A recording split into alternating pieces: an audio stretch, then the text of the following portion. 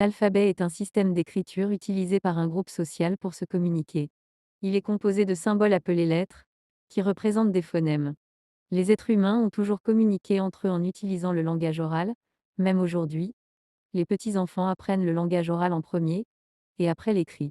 Mais l'écrit est encore très important, grâce à lui, on peut communiquer avec des gens qui ne sont pas présents physiquement, et il peut être conservé intact dans le temps. L'alphabet est la base de la communication écrite. Il y a 4000 ans, en ancienne Égypte, on utilisait un alphabet bien complexe qui consistait à un système de hiéroglyphiques. Il a servi comme inspiration pour les Grecs et Latins pour créer leur propre alphabet. Il y a aussi des documents qui démontrent l'existence de plusieurs alphabets, même plus anciens, comme le phénicien et l'hébreu. Tout de suite, on verra les principaux alphabets du monde dans l'actualité. On commence avec l'alphabet latin, bien sûr le plus pertinent, avec origine à l'Empire romain et la langue latine.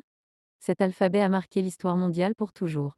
Il est utilisé dans beaucoup de pays situés en Europe de l'Ouest, du Nord et centrale, en Amérique, en grande partie de l'Afrique, en Océanie et dans certains pays asiatiques comme l'Indonésie et le Vietnam. Des langues aussi importantes comme l'anglais, le français, l'espagnol, l'allemand, l'italien et le portugais l'utilisent même si certaines d'entre elles ne sont pas des langues romanes. L'écriture va de gauche à droite. Le deuxième alphabet de la vidéo est le grec, qui est utilisé seulement en Grèce, mais il a été clé pour la formation de l'alphabet latin. Quelques-unes de ces lettres sont alpha, vita, gamma, delta, etc. Ces lettres sont parfois utilisées en mathématiques. On va parler maintenant de l'alphabet cyrillique, créé à l'Empire bulgare au IXe siècle. Il s'est étendu par pays de l'Europe de l'Est et l'Asie centrale, comme la Russie et le Kazakhstan. Des autres pays avec leur propre alphabet sont la Géorgie et l'Arménie. Les alphabets arabes et hébreux sont alphabets consonantiques.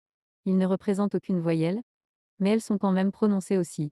Leur écriture va de droite à gauche. L'alphabet hébreu est présent en Israël, alors que l'arabe s'étend par l'Afrique du Nord et le Moyen-Orient. L'alphabet chinois est en particulier complexe. Il compte avec des milliers de graphèmes différents, appelés sinogrammes, qui peuvent représenter un mot entier ou une syllabe. Au Japon, l'écriture peut aller de dessus à dessous. Des autres alphabets asiatiques sont le coréen, le japonais et le brahmique, ce dernier utilisé en Inde et dans le sud-est asiatique. Voilà les principaux alphabets du monde.